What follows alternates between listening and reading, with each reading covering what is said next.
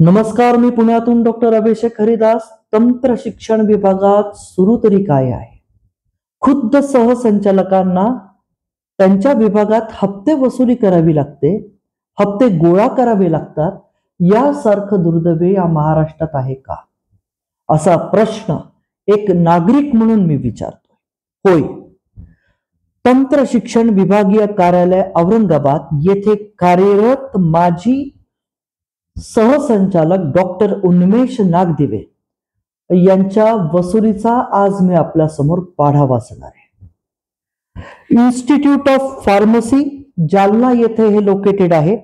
यामध्ये degree courses run होतात आणि विद्यार्थ्यांची जी फी गोळा होते ह्याच्यातील 2% ही रक्कम सहसंचालकांना पाहिजे होती. याबाबत त्यांनी मागणी देखील केली. एवढंच नाही तर औरंगाबाद इंजिनिअरिंग कॉलेज येथे संस्थेचे अध्यक्ष हजर नसताना त्यांच्या पत्नीकडे 20% फीच्या रकमेची मागणी सहसंचालक खुद्द करतात आणि घेतात. एवढंच नाही तर सायली चॅरिटेबल ट्रस्ट या ट्रस्ट अंतर्गत मेरिट व्हेरिफिकेशन मध्ये काही त्रुटी होतात आणि ह्या चुका दाखवून तब्बल 1.5 लाख रुपये सहसंचालक हडप करतात. अहो, आमच्या पुण्यामधला डॉक्टर जाधव देखील एवढं करत नाही. एवढी रक्कम औरंगाबादमध्ये घेतली जाते. एनबीएस पॉलिटेक्निक लातूरला जे एनबीएस पॉलिटेक्निक आहे यामध्ये मास कॉपीची घटना घडली.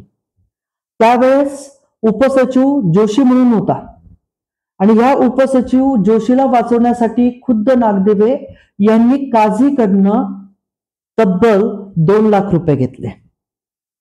ज्ञानज्योती पॅरामेडिकल कॉलेज आष्टी जिल्हा बीड यांच्याकडून PGDMLT या अभ्यासक्रम सुरू करण्यासाठी तब्बल 2 लाख रुपये घेतले.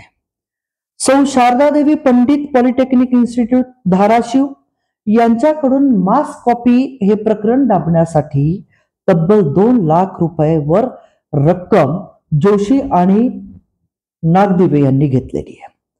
लातूर, बीड, नांदेड, धाराशिव या अनेक जिल्ह्यातील तंत्रनिकेतने अभियांत्रिकी आणि फार्मसी कॉलेजला सहसंचालक नियमित भेट देतात.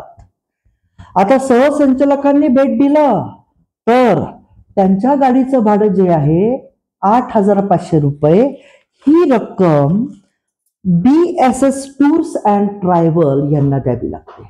मी ते तुम्हाला QR कोड सकट हा स्कॅम ओपन करतोय. हा तो QR कोड BSS ट्रॅव्हल आणि दुसराही QR कोड आहे जो त्यांच्या नातेवाईकाचा आहे. त्यांच्या नातेवाईकाच्या खात्यात ती रक्कम जमा होते. आता 49,000 रुपये एवढी रक्कम गाडी ट्रॅव्हलिंगला लागते का?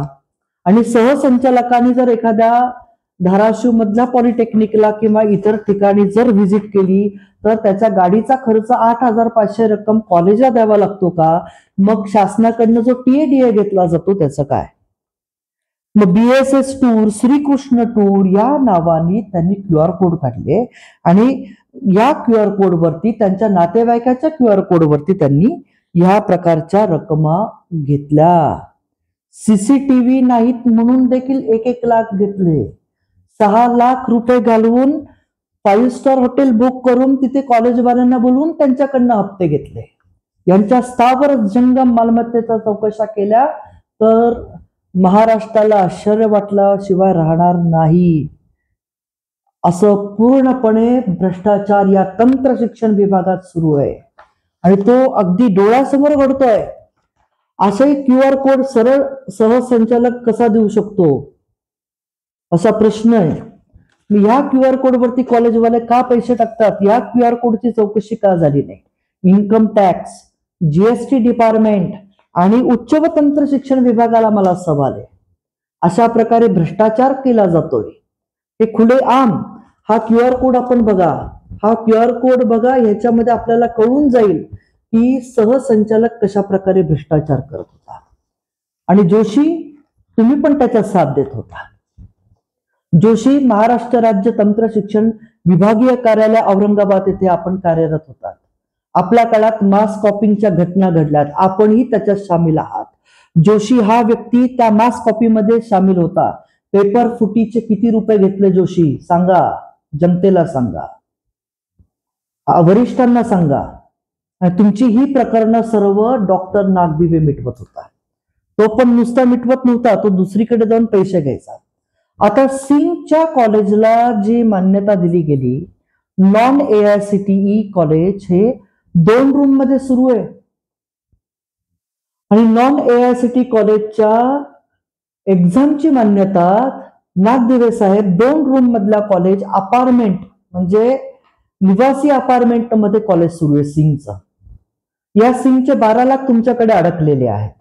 त्यामुळे तो सिंग सगळ्यांना फोन करतोय. म्हणजे नागदिवे साहेब, आपण पूर्ण महाराष्ट्रात सेंटर नॉन AICTE कशी द्यायची याचं देखील आपण कारस्थान रचलेलं आहे. जोशी, तुमच्या काळात मास कॉपिंग झाले. तुम्ही या मास कॉपीमध्ये रिस्पॉन्सिबल आहात. तुम्ही ह्याच्यात सामील होता. मास कॉपी करायची आणि ते प्रकरण दाबायचं. काजीकडनं 2 लाख कसले घेतले? प्रश्न आहे आमचा. ज्ञानज्योती पॅरामेडिकल आष्टी मध्ये किती घेतले? शारदा देवी पंडित पॉलिटेक्निक इन्स्टिट्यूट धाराशिवला मास कॉपी झाली, काय घेतले? किती रुपये घेतले? कशी प्रकरणं मिटवली? खूप गंभीर परिस्थिती या राज्यात आहे. आणि उन्मेष नागदिवे, आपण MSBT मध्ये सचिव या पदावरती आता कार्यरत आहात. पूर्वी आपण सहसंचालक या पदावरती कार्यरत होतात. तर माझी शासनाकडे अशी मागणी आहे की एवढा भ्रष्टाचार करणारा, खुलेआम भ्रष्टाचार करणारा सहसंचालक या राज्याला लाभतो. लाखो रुपयाची अफरातफर करतो, लाखो रुपयाची मोहमाया जमा करतो आणि अशा सहसंचालकाला सेक्रेटरी या पदावरती बसवलं जातं.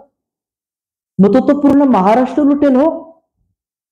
सिंगच्या 2 रूमच्या कॉलेजमध्ये, सुशांत सिंगच्या 2 रूमच्या कॉलेजमध्ये मान्यता कशी दिली गेली? तिथे एक्झाम कशी होते? ऍडमिशन एजंट म्हणून सुशांत सिंग काम करतो. तुमच्या बरोबर असलेला निलेश भोसले देखील काय करतो ह्याचं पण आमच्याकडे वृत्त आहे. निलेश भोसलेचा भ्रष्टाचार पण किती आहे याच्यात तुम्हाला निलेश भोसलेकडे साथ होती. निलेश भोसले तुमचा वसुली एजंट होता. इनडायरेक्ट वे टू से. निलेश भोसलेची पण प्रॉपर्टी चेक करण्यात यावी. सुशांत सिंग, निलेश भोसले हे तुमची वसुली करून द्यायचे किंवा तुम्ही स्वतः खुद्द वसुली करायला जायचं. मग जर एखाद्या सहसंचालकावरती वसुली करण्याची एवढी पाळी येते, असे हे QR कोड आम्ही शासनाला कळवले आहेत. हे शासनाला कळवून देखील शासन कारवाई करत नाहीये. म्हणजे यासारखी दुर्भाग्यपूर्वक घटना काय, असा प्रश्न एक नागरिक म्हणून मी विचारतोय.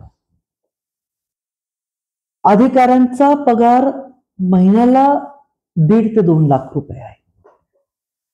या पगारात हे सॅटिस्फाईड नाही. वास्तविक पाहता गेलं तर सिनियरिटी मध्ये मेकॅनिकलची लोक फर्स्ट आहेत, इलेक्ट्रॉनिक्सची लोक नाहीत.